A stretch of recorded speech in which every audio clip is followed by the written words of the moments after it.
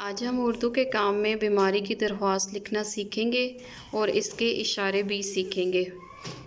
उर्दू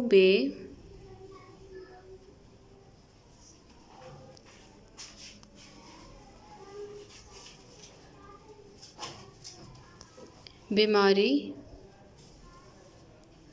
की दरख्वास्त। बेहिदमत जनाब हेड मिस्ट्रेस साहिबा, government special education centre Hasan Abdal.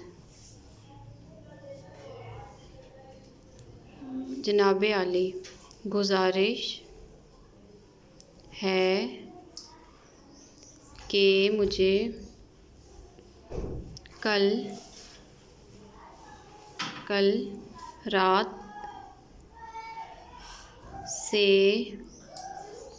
बुखार है, इसलिए मैं आज स्कूल नहीं आ सकता।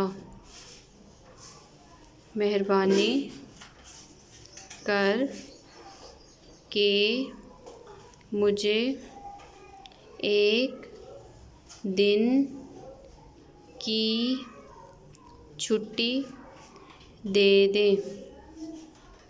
एन नवाजिश होगी। अलर्ट्स आप की का ताबे फरमा शागिर्द।